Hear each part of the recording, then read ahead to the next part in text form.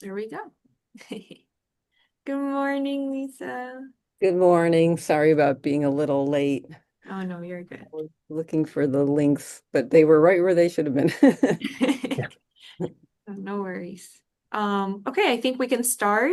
Sure. Good morning, everyone. Thank you for joining us today for the BME MS info session. We're going to talk a little bit about the program, our department, and other resources that you have here as a student. So I'm going to go ahead and share my screen so we can take a look at the presentation that we have prepared for you all.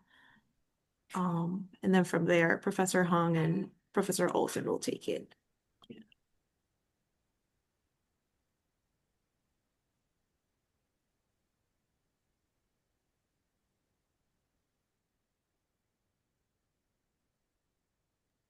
So, can you see the screen on your end? Perfect. We go. Okay, so anyway, so welcome to our informational session. My name is Clark Hung. I'm one of the co-directors of the master's program for BME at Columbia.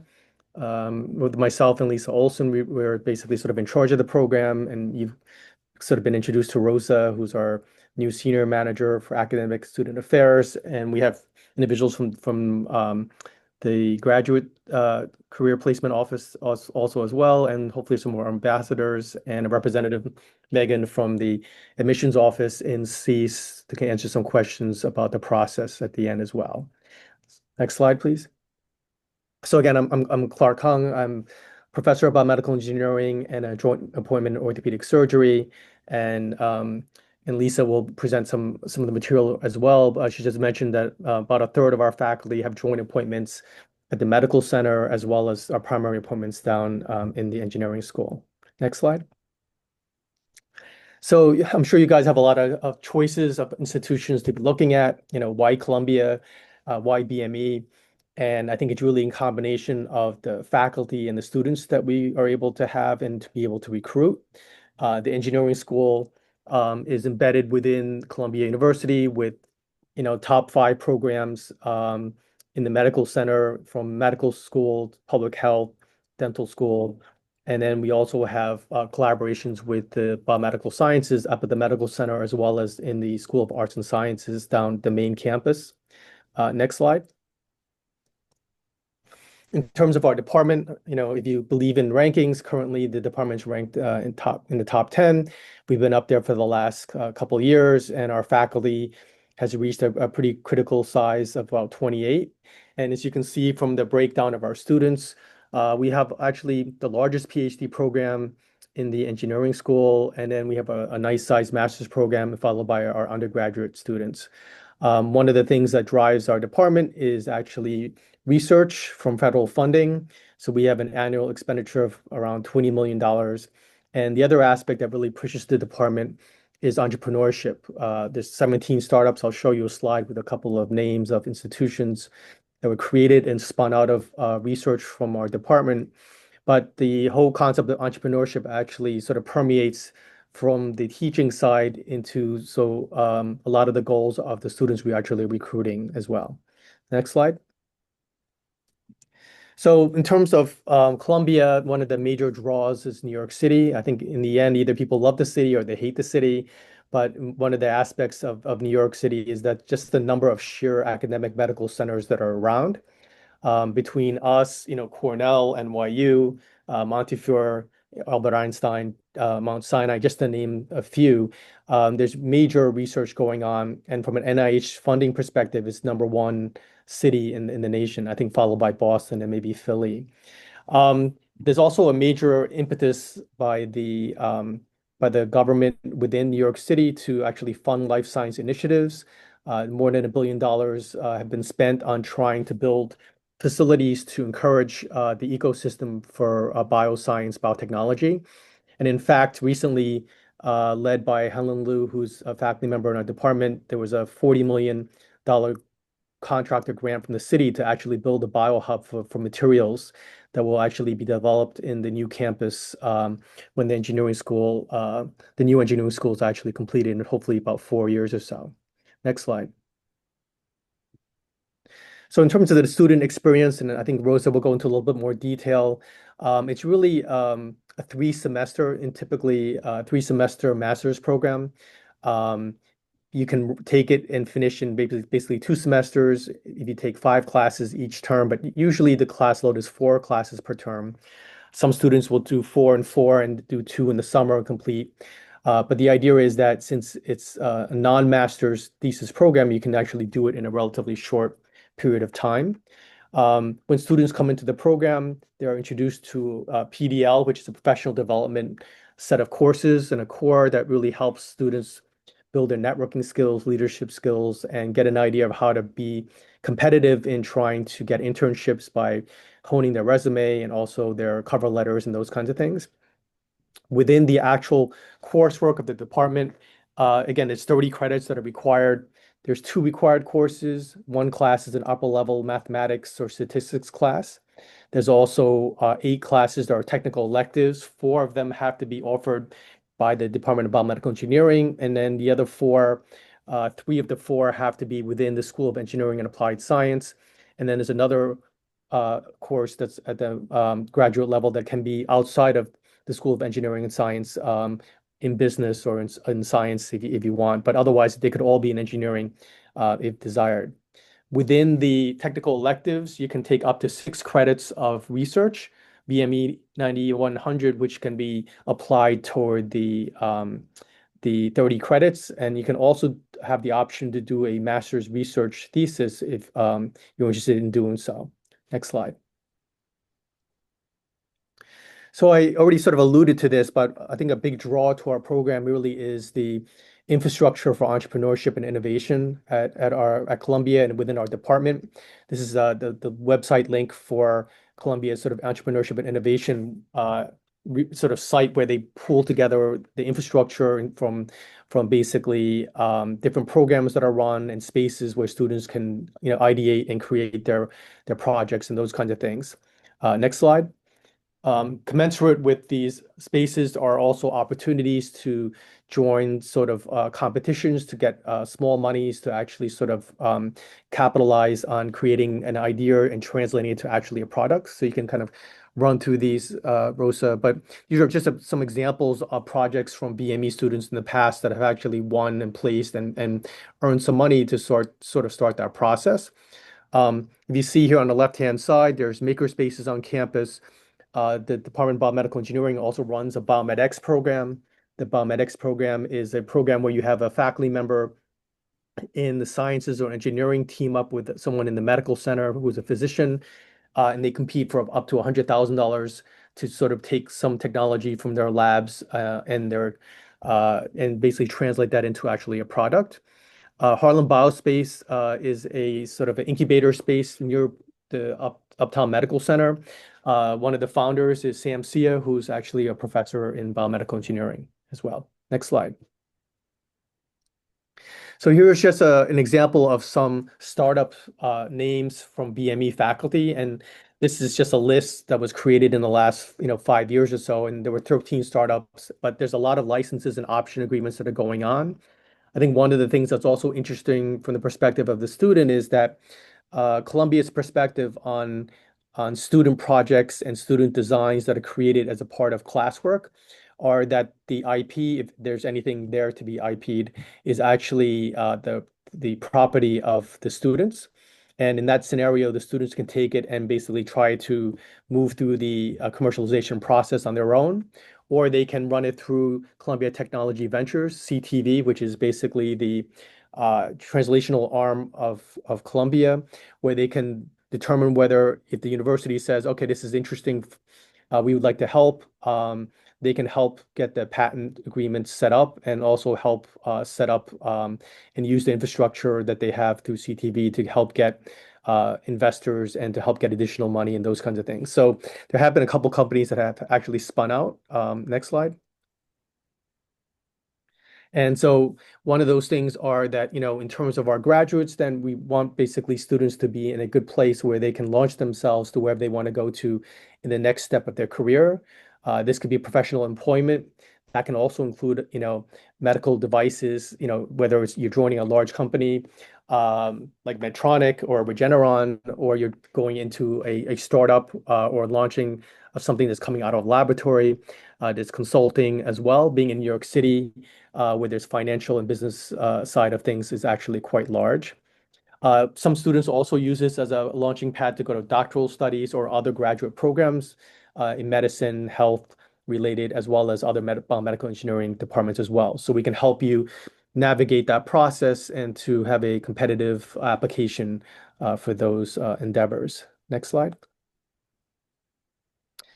So faculty research areas, there's nominally 9 areas listed here. Again, 28 faculty are kind of split up administratively into different areas, but it's key to mention that potentially for research, if you're interested in doing BME 9100, which is master's research, you can do it with a primary faculty member within the Department of Biomedical Engineering. If otherwise you find someone in the medical center or in the basic sciences who's not primary in biomedical engineering, you can sign up for research under my section or that of Dr. Olson's section of BME 9100, and we can administer the grade as long as the research is biomedical related. And so that's another way to sort of really expand the opportunities for research while you're at Columbia and don't feel like you're necessarily isolated just to engineering faculty. Next slide. Lisa, should I keep going with this? Do you mind, or do you want to go, or I don't even? Oh, go ahead. You're doing a great job. Okay. So Keep going. this slide just shows you that on this little map here, that the 3 campuses and the main campus that we're at is all the way down here on the bottom. And then we basically have the medical center all the way up near the George Washington Bridge, where again, at the medical center, there's the dental school, the medical school, school of public health. And then down in the main campus, we actually have the basic sciences departments, the engineering school, and there's also a middle campus, which is Manhattanville. Manhattanville is where there's a strong neuroscience presence in the Zuckerman Institute, and that hopefully is where we'll have the new engineering building in about 4 years as well. And so, as I mentioned, you can do research for credit, the ME 9100. Up to 6 credits can count toward the 30 credits for your technical electives. You can also volunteer. There's also in the summer, there's a summer at Sea program where you get paid around $6,000 for 10 weeks of research. There's also internships that can be done at other labs within Columbia, as well as external internships that can be done through summer field work and also field work during the academic year. So if you happen to be a foreign student, then you need to work with Rosa about CPT or OPT just to make sure that the visa issues are lined up. But it's a great experience for students to be able to earn some money and get some practical experience at the same time. And I should just mention that to get back and forth to the campus, the main campus is around between 116th and 120th Street. The middle campus is like 125th Street, and then the medical center is around 168th Street. So you can take the red line, the one train back and forth on the subway, or you can take the Columbia Shuttle, which is basically a large bus that goes back and forth, and this is an easy way to get back and forth between the different campuses. Next slide, please. So here's an example of our current faculty that we have. So again, there's at least 28. There's a couple changes here or there, but aside from the 28 primary faculty, there's probably an equal number or more of affiliated and joint faculty from different parts of the university. And those labs are also open for students to do research in, but they also, in many cases, participate in teaching or co-teaching at the medical center. And again, as biomedical engineering is a multidisciplinary field, it makes sense that a third of us have joint appointments in other departments. For example, in medicine and in the dental school, as well as orthopedic surgery. But there's also affiliates who are from these other primary departments up in the medical center who actually teach for us down here as well. Next slide. Okay, I'm going to turn it over to Rosa to talk a little bit more about the nuts and bolts of the actual program. Thanks. Thank you, Professor Hong. I forgot to mention at the beginning, everyone, that we have a Q&A going. So if you want to put in some questions, we'll answer them as the presentation goes. And then after we finish, we'll also have a section to address those that have not been answered. Like Professor Hung said, my name is Rosa. We'll probably be interacting a lot if you're admitted to the program. So I'm the senior manager for student affairs. And I'll go over a little bit of information Professor Hum mentioned earlier, but it's great to review and go back to it. So in terms of enrollment status, so for students to be enrolled full-time, this is particularly important for international students. Oops, let's go back. For students to be full-time, they would have to be enrolled in 12 credits. And if you're enrolled in less than 12 credits, then you would be considered part-time students. Like I mentioned, international students studying under F1 or J1 visas should be registered full-time. And because this is a 3-semester program, that would apply particularly on your first 2 semesters, and then on your last semester, you'll probably be enrolled in less than 12 credits, but that wouldn't be affecting your visa status. Part-time is also available on campus through Columbia Video Network, so we have some courses that are offered online as well. So in terms of the degree requirements, the program requires a total of 30 credits, so that would be around 10 courses.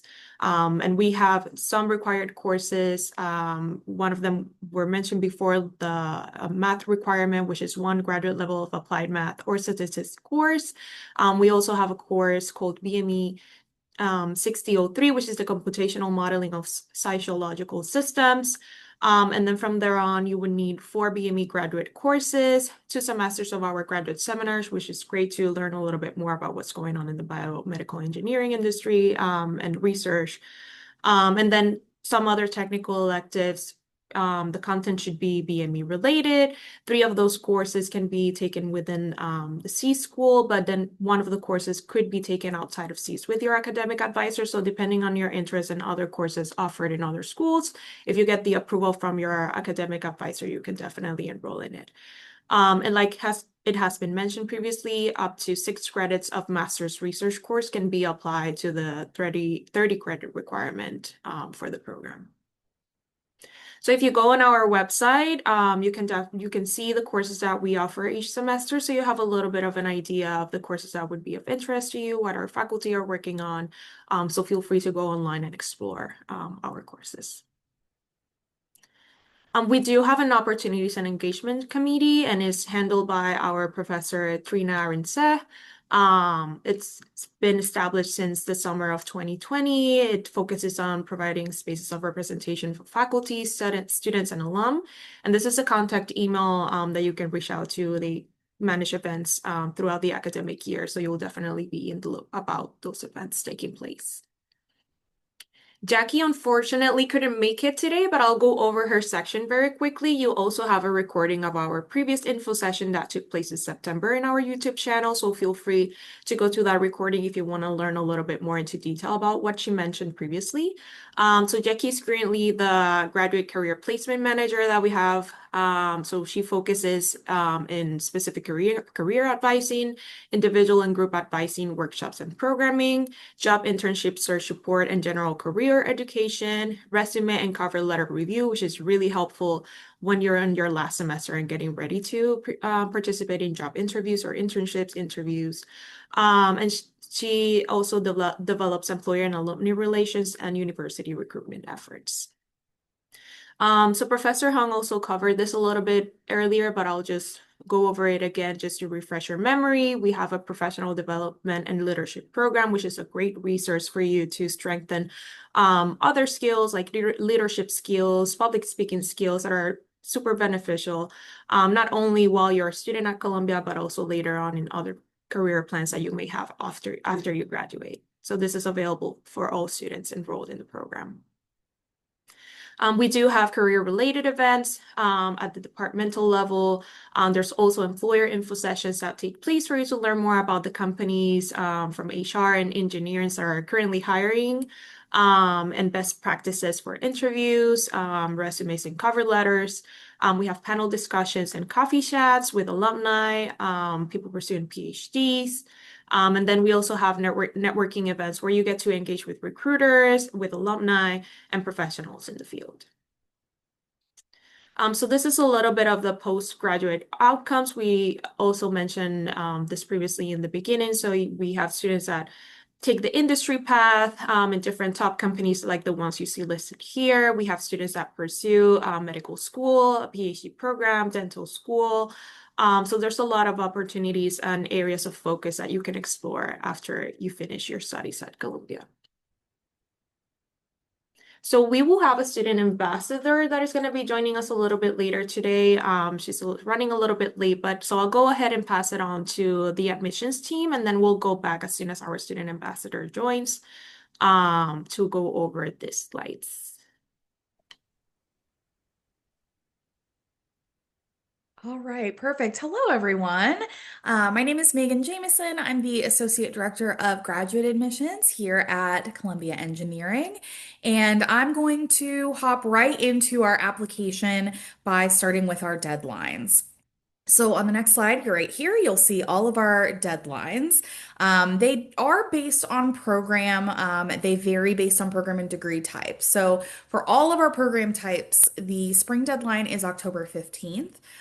Most students do choose the fall entries though. So the deadline for these programs, if you are interested in a master's, again, will vary by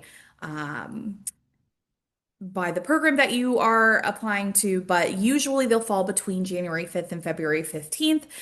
The deadline for biomedical engineering is usually February 15th. So generally, we recommend that students who wish to apply for the fall term begin their applications around this time and submit them by mid-December. Our website has some more detailed information on the deadlines based on the program you wish to apply to, but again, it should be February 15th. Moving on to our next slide, you'll see our application requirements. So our requirements are pretty standard. After you submit the online application, you'll upload your transcripts, 3 letters of recommendation, a resume, a personal statement, and any test scores. So for English proficiency, if you are submitting an English proficiency score, we do accept TOEFL, IELTS, Duolingo, or PTE. Please do send one, at least one, if you are an international student or your undergraduate instruction was not in English. The GRE is optional for 2026 applicants. You are welcome to submit it. If you have taken the GRE and you're very happy with your test scores, you feel that they are a strong representation of your skills and abilities as a student, then by all means do submit them.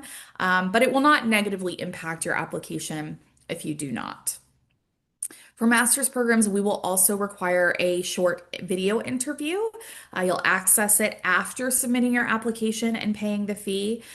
We will give you 3 randomized prompts. You'll have 90 seconds to prepare, and then you'll record a single 3-minute response addressing all 3 of those prompts. Moving on to the next slide, we also want to quickly mention funding. We do get a lot of questions about funding options for graduate school. So our PhD and MS PhD track students are fully funded, and our master's students are primarily self-funded. So we do strongly encourage you to seek out other funding opportunities. So for example, students will occasionally secure a research or teaching assistantship or work as a grader, but you should keep in mind that assistantships funding like this are not necessarily opportunities that you would apply to before beginning the program. So they're not part of a funding package.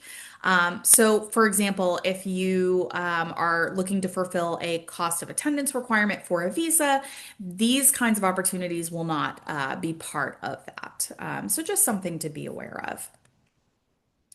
And now transitioning a little bit into student life, here at Columbia, we are, of course, very serious about academics, but we also really value building community here among our students, faculty, and staff.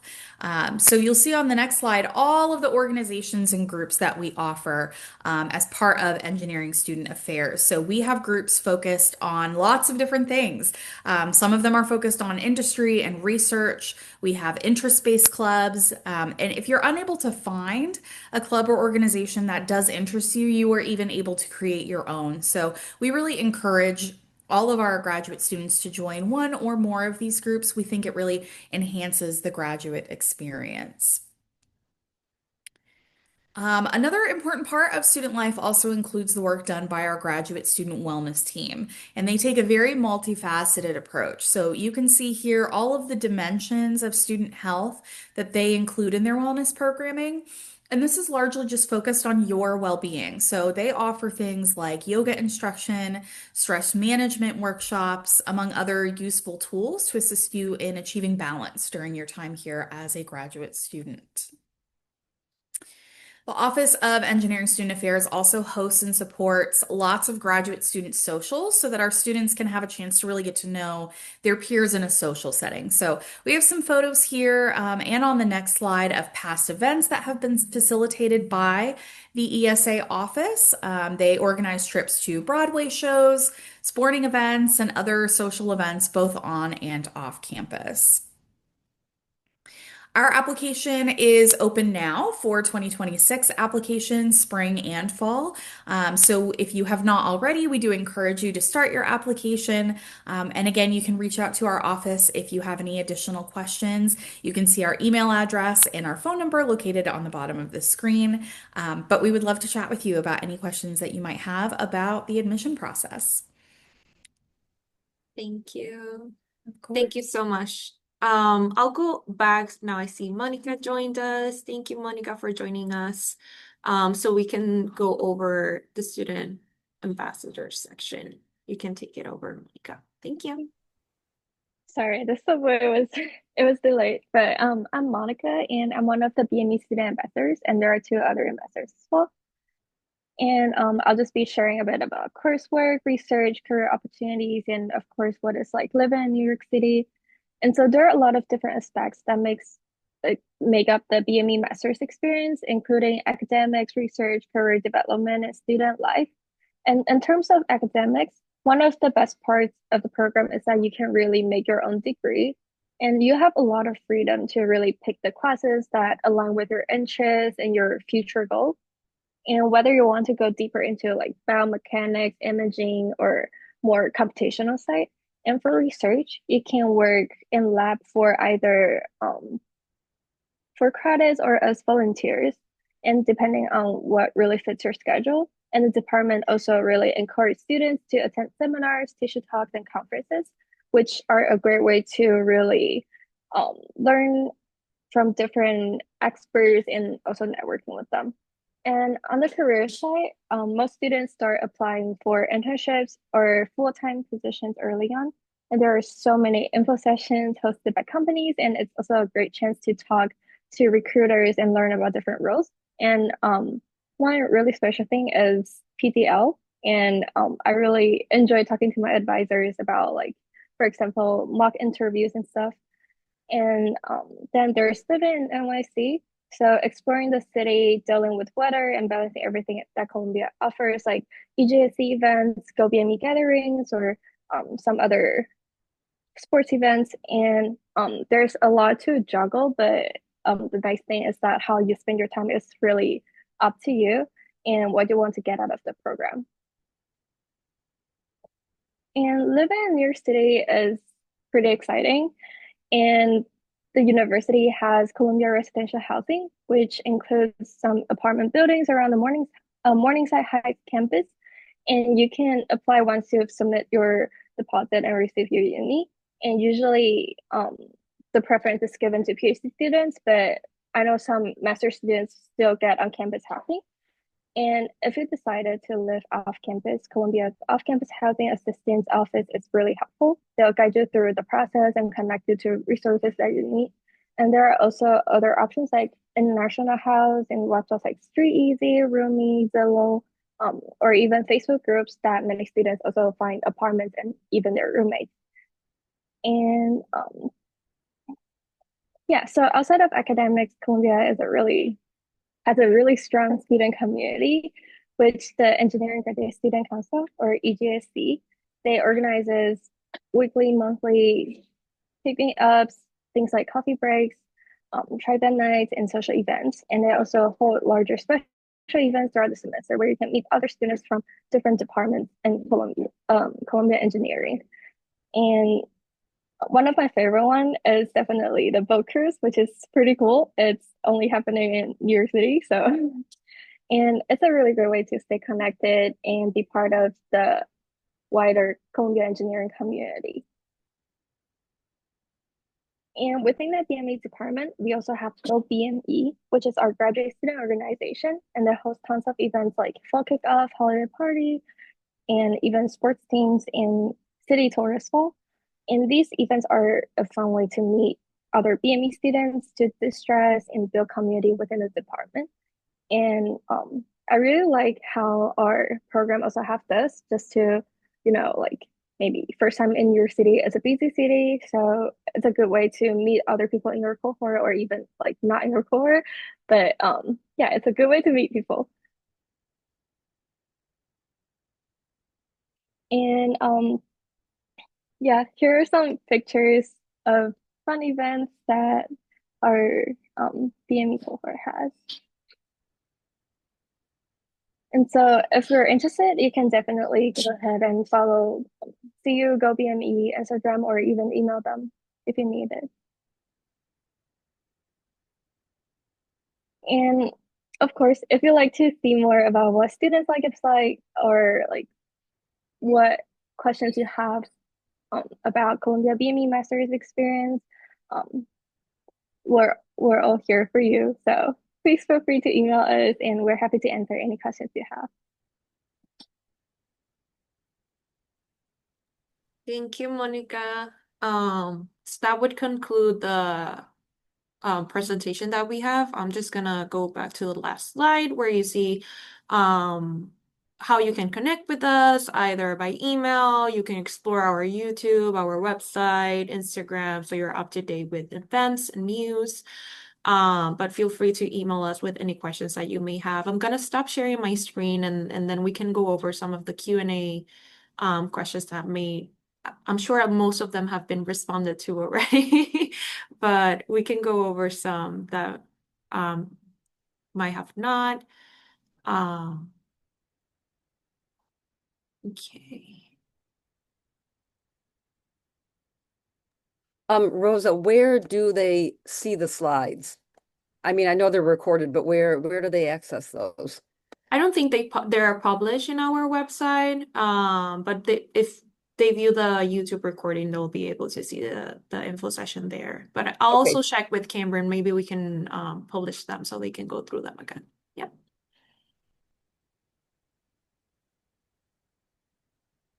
Okay, we have a question regarding GPA requirements. Yeah, I would say they're tied into another question related to, letters, transcripts, and personal statements. So we do take a very holistic approach to admissions in our program, and the one major thing is that we expect applicants to have calculus 1 through 3, ordinary differential equations, um, diff linear Linear. algebra, computer language, and physics. And then beyond that, we basically can take a look at what other coursework there might be, but those are sort of the minimum requirements. And if students don't necessarily have them on their transcript yet, they should try to take them before they come to Columbia, and that can be through online accredited programs or through Coursera or the equivalent. But that way they're sort of ready to go when they actually get into our program. In terms of GPA, it does vary. I think sometimes, when we're looking at applications, obviously we want students to have a relatively strong record so we know that they can handle the coursework, but we're also looking at the research experiences and the ambitions of the student once they come here, and we sort of balance everything out at the end as well. There's also actually a brief video component to the application as well. So I think it's a matter of just looking at the big picture for us in terms of determining the appropriate person to come to Columbia. So there's not a specific cutoff, but I think it's one of those things we really do look at different things. Letters of reference are pretty important. Somebody had asked where they should come from. So out of the 3 letters, 2 should come from academic people, and then the third can be from industry or other.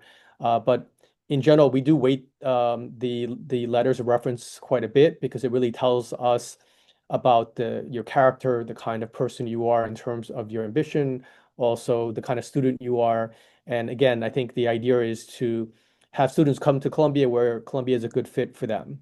We want you to be successful. We want to be able to launch you on your next phase of your life. And the idea is to not bring someone in who's necessarily going to be struggling, because aside from the academic side of things, I think the decision to come to Columbia really should resonate in terms of the kind of other students who are here, New York City as a backdrop, the ability to really benefit from the environment, your peers. And I think that if you're here and all you're doing is really just focused on your studies, then you're not really getting the best of the entire experience, I would say. So. Thank you. I see there's a question regarding fee waiver for attending the session. Yes, if you use the same email that you used to register for the info session to complete your application in the application portal for the program, you should be able to get a fee waiver for it. There's a question about transitioning potentially from the master's alone program to the MS PhD program. And so for doctoral students in our program, they either enter in, they may have a master's already, then they would apply to the doctoral program directly. Otherwise, students who are coming in with a bachelor's would apply to the MS PhD program. And once they pass their qualifying exams, then they would officially matriculate into the PhD side of the MS PhD. Students who come in as master students, as Megan was mentioning, it's pretty much a self-funded situation. And the only way to really transition to MS PhD is that you would need to get picked up by a PI faculty member at Columbia who's willing to take you on as a doctoral student, which basically means that they're committing to covering your stipend as well as tuition for at least 5, maybe 6 years. So that commitment is really based on a match basis. So even in our doctoral program, when students are applying, we only take students based on a match with a particular faculty member who has an interest in that student and vice versa. So this means that your best chance of transitioning would be to be doing research in a laboratory at Columbia. When you get here, where you're getting that experience, it gives you the benefit of getting a strong letter of reference as well from an individual who can speak more about how you work with others in a lab, your work ethic, aside from your grades per se.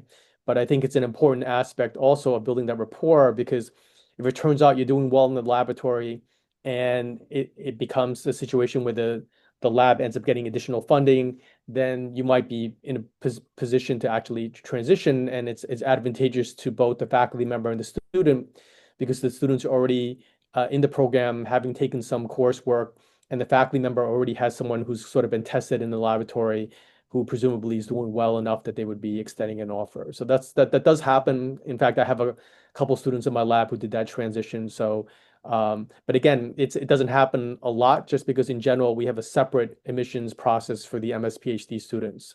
So if you're interested in MS PhD outright, you should probably apply there. And I should mention in the last couple of years that if students don't get selected by faculty for the MS PhD, we give students the option of being considered for the master's only program as well, which again gives you another opportunity potentially to apply to the master's program. All right. Thanks. And just to add to that response, if you are admitted already as an MS PhD student, there's not much that you have to do on your end for that transition to take place. A lot of the credits that you take in your master's are going to be transferred to your PhD, but that is something that we do on our end, and you would need to take care of that.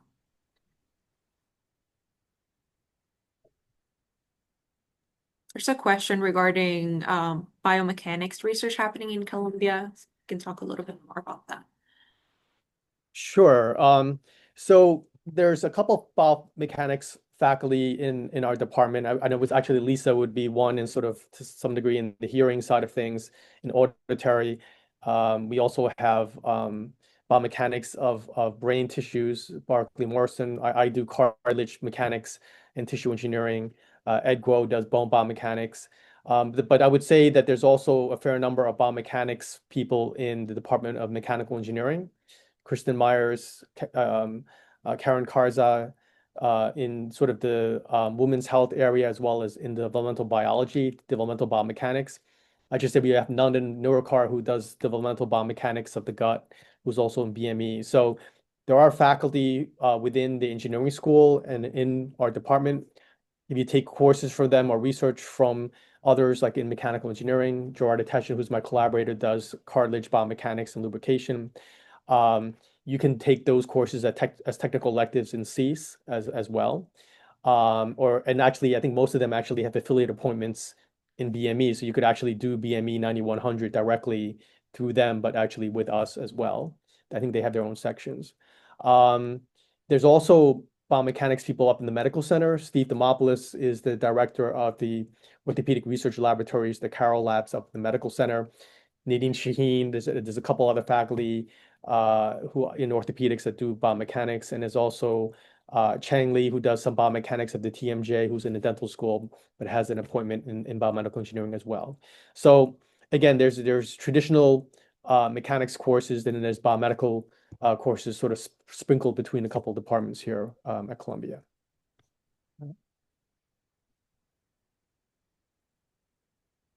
So there's one here, sorry to clarify the prerequisite coursework like Calculus 1-3. So the prerequisite coursework is Calculus 1 to 3, as you have here, linear algebra, ordinary differential equations, physics, and either some intense coding experience or some coding classes. Thank you, Professor Olson. And also, we have that information available in our website. If you go through our master's program tab, there's a frequently asked questions section, and there you have a list. If you forget about them from the info session today, you can always go to our website to refresh.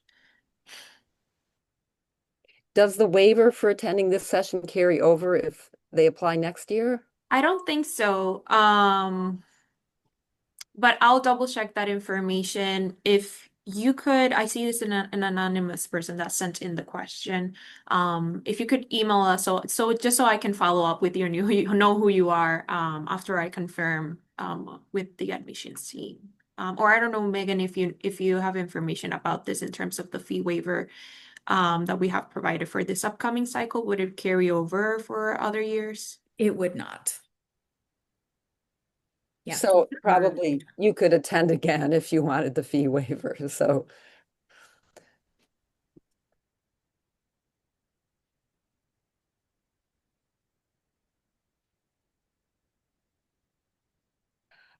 the question about balancing entrepreneurship with like traditional research, I think it really depends on what your interests are. I mean, a lot of the labs are doing a combination of something that's very clinically relevant, like going to go to a product pretty soon, possibly, and other projects that are very much basic research.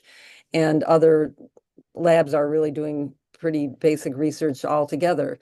So it really depends on what your interests are. We just have this strong program in innovation and entrepreneurship because it's people are interested in it, and a lot of times people want to go from a master's program to industry, so it just makes sense to have that be one of our strengths.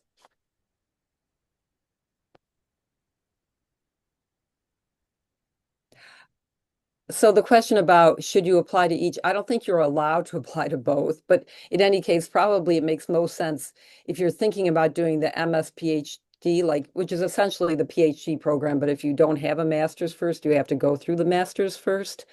So if you're interested in getting a PhD here at Columbia and BME, apply to the MS PhD program. And if you don't get selected to be, basically hired in one of the labs for that, then as Rosa noted, you can just ask to be put, or we'll ask you, do you want to be considered for masters only?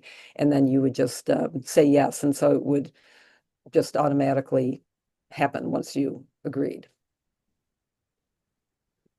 Yeah, there was a question also about, I guess, official tracks. So we do have concentrations. There's like 9 of them.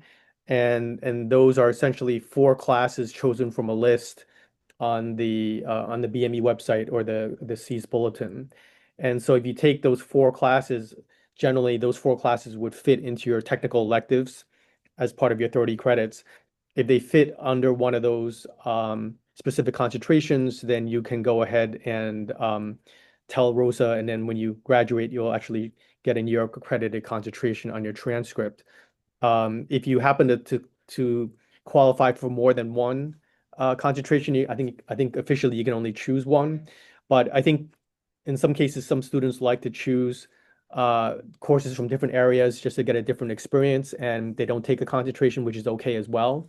Because I think one of the things you'll learn from PDL is that in the end, when you're preparing a cover letter as well as your resume for a job opportunity, it's really being strategic in terms of how you present the classwork and coursework you've taken to basically align with the particular opportunity that you're interested in. So whether you have an official concentration or not, I think based on your transcript, I think individuals will get a pretty good idea of kind of where your interests lie. And it's kind of up to you to kind of weave that story about why you're the right candidate for that particular position. So. Oh, hi. How are you doing?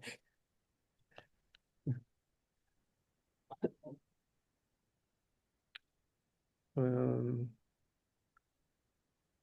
So there's one last question about do students typically intern or do research the summer between the 2 years? And they do both, really. And I think we do have a nice research program where you can get paid for summer research. If you want to do that, you should definitely get started in a lab so that they'll put you up for that. And but then students also set up internships working with the career placement officer to see, or just talking to friends and reaching out to companies themselves. But the career placement person is a big help for internships.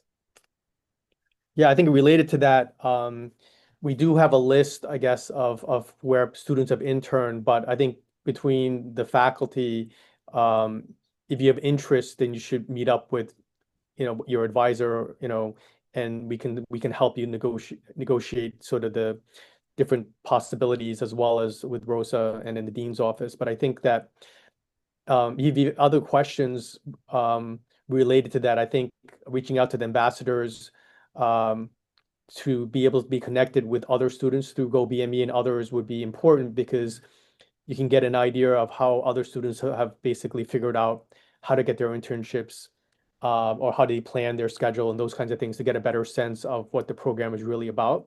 And I would encourage you, whatever programs you're looking at, whatever institutions, that you should get the perspective from students who are in the program because I think they'll really tell you the positives and the negatives and why they chose the institution that they're actually at, which I think is an important perspective to have as well. And again, I think, from New York City's perspective, finding housing, especially if you're an international student, can be a pretty daunting process. But I think in most cases, we've heard from our students, everybody ends up being here in late August, September somehow, and are able to get housing. And I think that speaking with students who have gone through the process is really pretty invaluable for that. So. I started typing the answer, but it's easier to answer verbally. So what kind of questions are asked in the video interview? They're very friendly questions like, what was your favorite professor and what were they like? Or do you prefer lab courses or non-lab courses? Things that just to mainly make sure you can speak good English and also to make sure that you seem like a nice, interesting person who'd be good to, be here. But it's not a personality test. It's really just, making sure that, you can think and answer these friendly questions.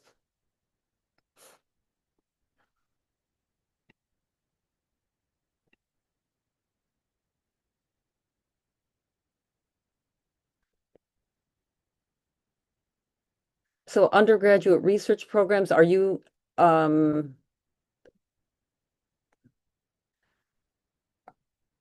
I mean, there are undergraduates who do research for sure in biomedical engineering, but this is about the master's program. So if you're an undergraduate currently at like Barnard or Columbia, I guess if you're an undergraduate at, say, City College, I'm not so sure what kind of opportunities there would be for you.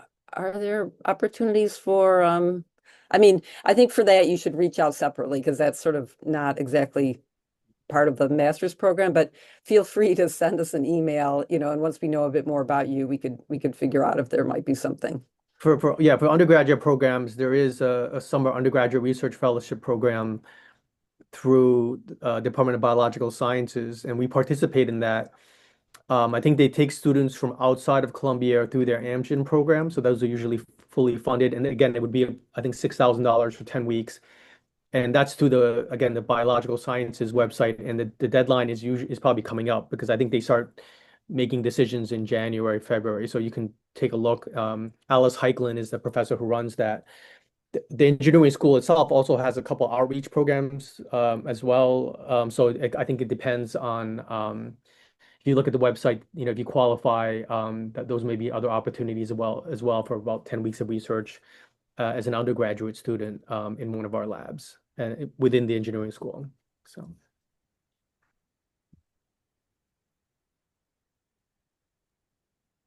I think one last question that I see, how does the program support students interested in innovation and entrepreneurship beyond the classroom? Are there structured opportunities like incubators, mentorship, or startup funding?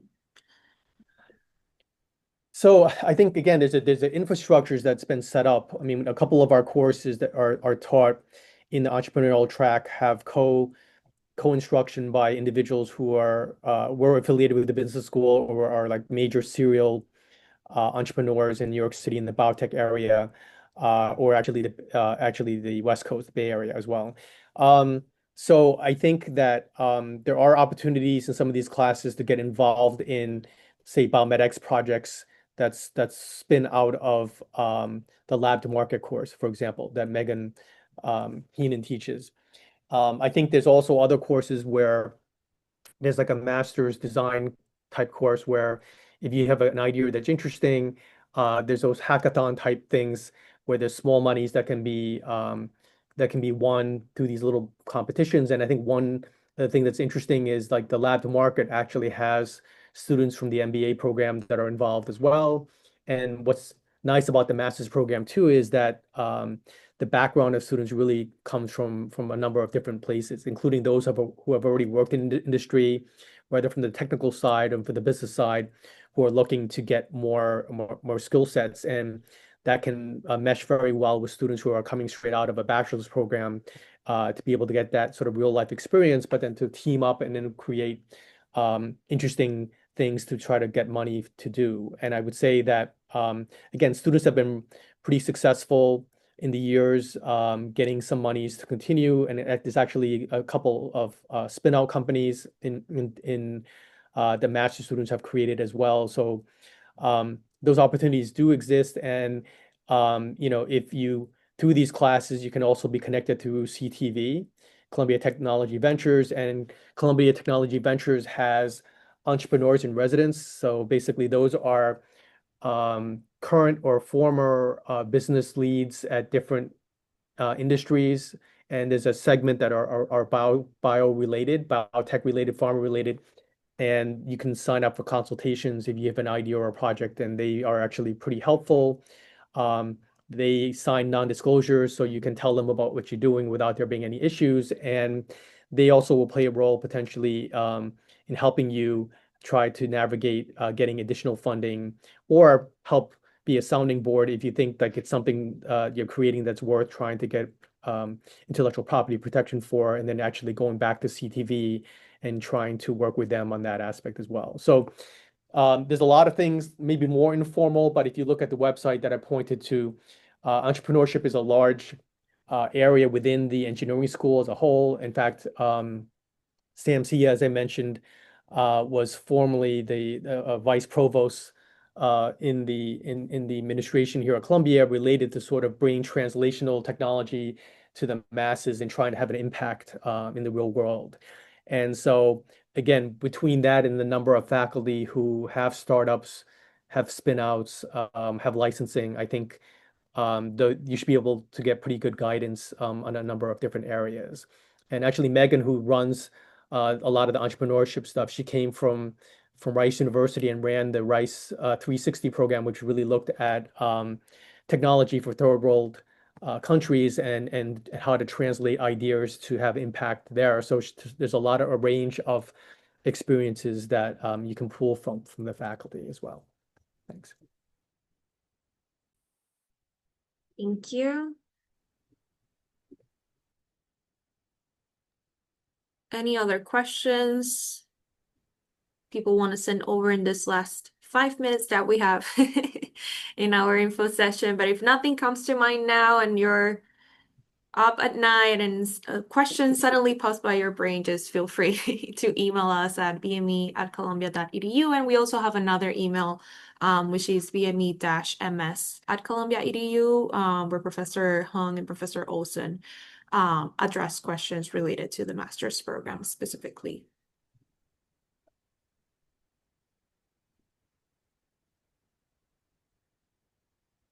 Oh, is there any, last question, is there any merit-based scholarship offered in the priority deadline? We don't have really merit-based scholarships that would sounds like something you would apply for, which we don't have. There often the dean will give us some scholarships at sort of partway through the process. So if you're a very, very, great candidate that we definitely want here, then that could, you might be offered one of those, but there's no application process for that.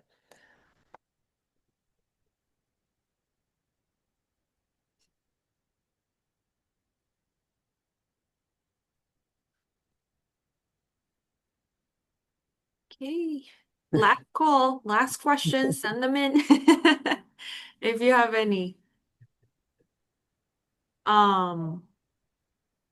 If not, I think, like we mentioned, just feel free to reach out to us and we'll do our best to answer any questions you may have.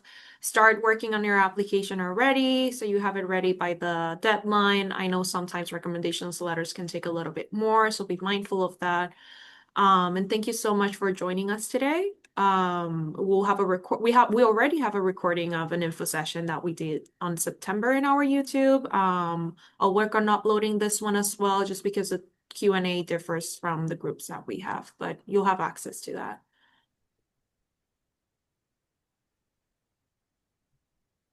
Okay, well, thanks, Rosa. Thank you, everyone, Thank you, for joining, everyone. and thank you, Megan, Monica. Thank you, Okay, Megan. Thank you. all right, Take take care, care. Happy everyone. Thank fall, everybody. you. Bye-bye. Bye.